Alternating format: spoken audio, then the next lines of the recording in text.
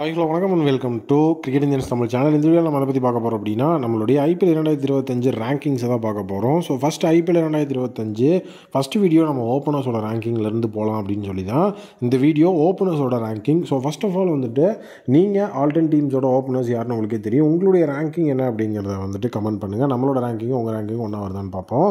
So நான் openers அந்த ஒரு ரேங்கிங்கில் வந்து பார்த்தீங்க அப்படின்னா 10th பொசிஷனில் நான் எல்எஸ்ஜி டீமை தான் வச்சுருக்கிறேன். லக்னோ சூப்பர் ஜெயின்ஸை பொறுத்த வரைக்கும் மிச்சல் மார்ஷ் அதுக்கப்புறம் எய்டன் மார்க்ரம் தான் இங்கே பிரைமரி சாய்ஸ் 2 ஓப்பனிங் அப்படிங்கிறதுல இருக்கிறாங்க.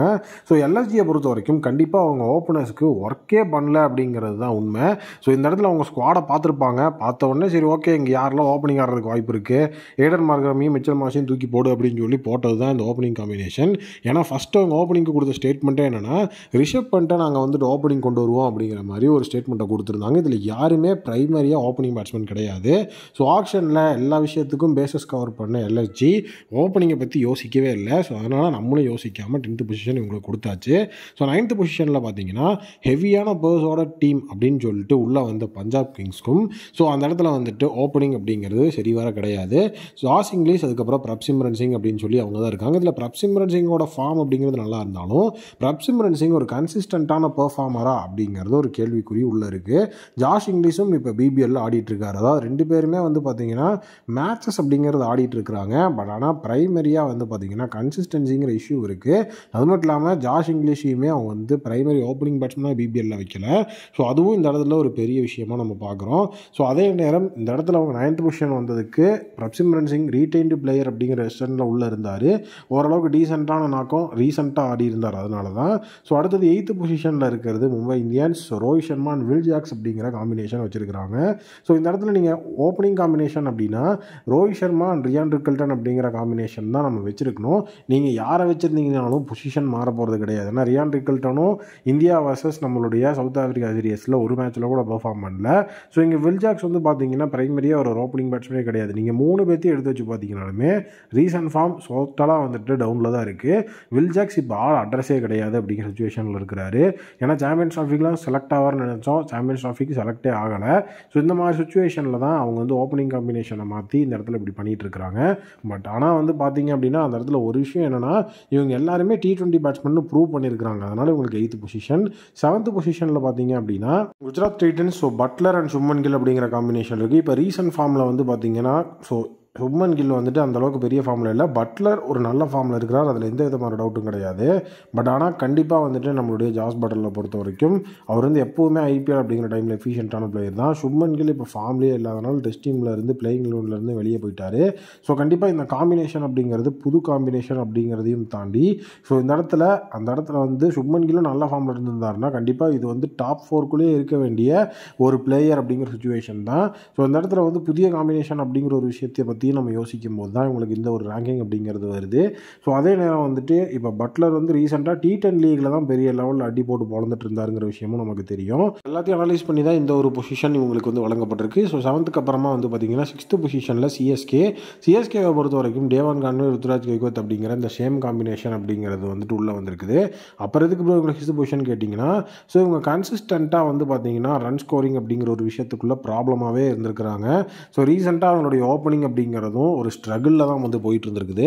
ஸோ என்னதான் காம்பினேஷன் வந்துட்டு எஃபெக்டிவாக இருந்தாலும் சேப்பாக் பிச்சர்ஸ் அதுக்கப்புறம் வந்துட்டு அவே பிச்சர்ஸ் ஹோம் பிச்சர்ஸ் அப்படிங்கிறதுல ஸோ இவங்களுடைய ட்ராக் ரெக்கார்ட் மோசமாக இருக்குது. ஸோ பார்ட்னர்ஷிப் அப்படிங்கிற அந்த விஷயத்தில் வந்துட்டு ஹோமில் வந்துட்டு நம்ம அட்வான்டேஜாக இருக்கிறதோட அவையெல்லாம் நம்ம வந்துட்டு பெரிய லெவலில் இருந்தால் தான் நம்ம பெஸ்ட்டான ஒரு ஓப்பனிங் காம்பினேஷன் அப்படின்னு எல்லாருக்குமே வந்து நம்ம வந்து சொல்ல முடியும்.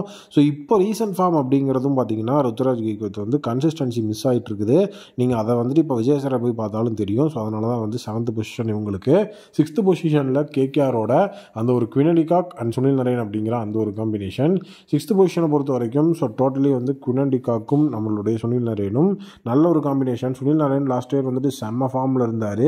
ஸோ அது மட்டும் இல்லாமல் இவங்க 2 பேர்த்துக்கும் வந்து பார்த்திங்கன்னா கரண்ட் ஃபார்ம் அப்படிங்கிறத பெரிய லெவலில் நம்ம அலிட்டேஷன்ஸில் கொண்டு வர முடியாது. ஏன்னா 2 பேருமே வந்து பார்த்திங்கன்னா அவங்களுடைய டொமஸ்டிக் சீசன்ஸ் அப்படிங்கிற அந்த ஒரு விஷயத்து கூட தான் இருக்கிறாங்க. ஓவர்சீஸ் லீக்ஸ் தான் ஆடுறாங்களே தவிர இன்டர்நேஷ்னல் சைடில் அவைலபிள் கிடையாது. பட் ஆனால் வந்துட்டு 2 பேருமே நல்ல ஒரு தரமான ஓவர்சீஸ் ஓப்பனிங் பேட்ஸ்மேன்ஸ் அப்படின்னு சொல்லி அவங்க ஐபிஎல்ல ப்ரூவ் பண்ணிக்கிட்டவங்க. இப்போ ஆடுற மேட்சஸ் அப்படிங்கிறதுலையும் எஃபிஷியண்ட்டாக சுனில் நரேன் ஆடி இருக்கிறாரு. குவின் டிகாக்கும் டீசெண்டான ரன்ஸ் அப்படிங்கிறத அடிச்சிருக்கிறாரு. ஸோ அதனால் இந்த இடத்துல வந்து 6th பொசிஷன் அப்படிங்கிறது வந்துட்டு கேகேஆருக்கு வருது. ஸோ அடுத்தது வந்து 4th பொசிஷனில் வந்து பார்த்தீங்க அப்படின்னா நம்மளுடைய ஆர்சிபி. ஸோ ஆர்சிபியை பொறுத்த வரைக்கும் Virat Kohli and Phil Salt. So Phil Salt இப்போ வந்து நல்ல ஃபார்மில் இருக்கிறாரு, கன்சிஸ்டண்ட்டாக ரன் அடிச்சிட்டு இருக்காரு. ஸோ ஃபுல் அண்ட் ஃபுல் அவர் வந்து பார்த்தீங்கன்னா 50s அதுக்கப்புறம் வந்து 60s அந்த மாதிரியான ஸ்கோர்ஸே அடிச்சுட்டு 2 தடவை டாக் அவுட் ஆயிருந்தாலும் மீண்டும் வந்துட்டு அந்த இடத்துல வந்து ஃபார்முக்குள்ளே வந்துட்டார் T10 லீகில். ஸோ ஃபில் சால்ட் கண்டிப்பாக ஒரு எஃபிஷியன்ட்டான பிளேயர். அவர் வந்துட்டு மிகப்பெரிய லெவலில் ரன் அடிக்கக்கூடிய எபிலிட்டி இருக்குன்னு கேகேஆருக்கு ஒரு ரீப்ளேஸ்மெண்ட் பிளேயராக உள்ள வந்தோடனே நமக்கு தெரிஞ்சிருச்சு. அதே நேரம் விராட் கோலியே இந்த ஒரு இடத்துல வந்து பார்த்தீங்கன்னா T20 ஃபார்மெட்லேருந்து ரிட்டையர்மெண்ட் அப்படிங்கிறத அனௌன்ஸ் பண்ணிட்டாரு. ஸோ அதனால் ஒரு T20 ஃபார்ம் அப்படிங்கிறத இந்த இடத்துல நம்ம கன்சிடர் பண்ண முடியாது. ஸோ டெஸ்ட் ஃபார்ம் அப்படிங்கிறதும் ஆவரேஜாக இருக்குது அப்படிங்கிற விஷயம் தான். பட் ஆனால் காம்பினேஷன் ஒரு நல்ல ஒரு லீத்தல் காம்பினேஷனாக இருக்குது. டீமும் அதை ட்ரெஸ்ட் பண்ணுறாங்க. ஸோ உண்மையிலேயே அவங்களோட லாஸ்ட் IPL ஃபார்மும் நல்லாவே இருந்திருக்கு. ஸோ நெக்ஸ்ட் வந்துட்டு 3rd பிளேஸில் வந்து பார்த்தீங்கன்னா Jake Fraser McGurk and KL ராகுல் 2 பேருமே இப்போ டீசெண்டான ஃபார்மில் இருக்காங்க. KL ராகுலும் டீம் இந்தியாவுக்காக சூப்பரான ஃபார்மில் இருக்கிறாரு. ஜாக் ஃப்ரேசர் மெக்கக்கும் நல்ல ஃபார்மில் இருக்கிறாரு. ஸோ அது மட்டும் இல்லாமல் last year form of Jake Fraser McGurk உங்களுக்கே தெரியும் எந்த அளவுக்கு பயத்தை காட்டினார்னு. ஸோ கண்டிப்பாக இந்த இடத்துல டெல்லி கேபிட்டல்ஸை நம்ம வந்துட்டு ஒரு மிகப்பெரிய லெவலில் வந்துட்டு கொண்டு வந்து வைக்கணும். அதில் எந்த விதமான டவுட்டும் கிடையாது. ஸோ எஸ்பெஷலி வந்து பார்த்தீங்கன்னா ரேங்கிங் அப்படின்னு வரும்போது ஒரு சில விஷயங்கள், அதாவது வந்துட்டு ஹோம் பிச் அவே பிச் அது மட்டும் இல்லாமல் எல்லா விஷயத்தையும் அவங்களுடைய ரன் அப்படிங்கிற அந்த ஒரு விஷயத்தில் அவங்க ஸ்ட்ரைக் பண்ணுற விஷயம் எல்லாத்துலேயும் பார்க்கும்போது டெல்லி கண்டிப்பாக ஹெடாகவே இருக்காங்க. ஸோ ஓப்பனிங் காம்பினேஷன் அப்படிங்கிறது KL ராகுல் கண்டிப்பாக வந்துட்டு அவர் எப்படிப்பட்ட ஒரு ஓஜி ஓப்பனிங் பேட்ஸ்மேன் IPL உங்களுக்கே தெரியும். 19 பால் 50 இருந்து தலைமை வந்துட்டு ஃபாஸ்டஸ்ட் 50 வரைக்கும் எல்லாத்தையும் அடித்து பொழந்திருக்கிறார். இந்த தடவை அதுவும் நடக்கும். நெக்ஸ்ட் வந்து பார்த்தீங்க அப்படின்னா சஞ்சு சாம்சன் SH ஜெய்ஸ்வால் அப்படின்னு சொல்லிட்டு அவங்களுடைய ஓஜி ஓப்பனிங் காம்பினேஷனை அப்படியே ரீடைன் பண்ண டீம்ஸ் இந்த இடத்துல வருவாங்க டாப் 2ல்.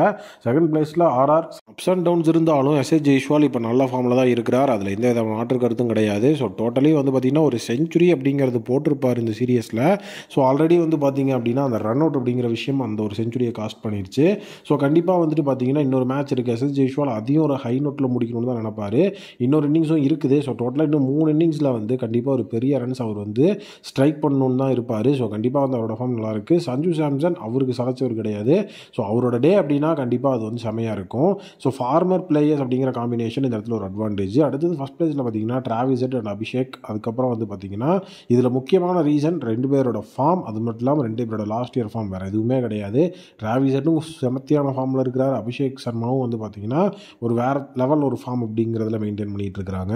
லாஸ்ட் இயர் இந்த ஒரு டீமோட ஓப்பனிங் அப்படிங்கிற செம்மையாக ஸ்ட்ரைக் ஆச்சு.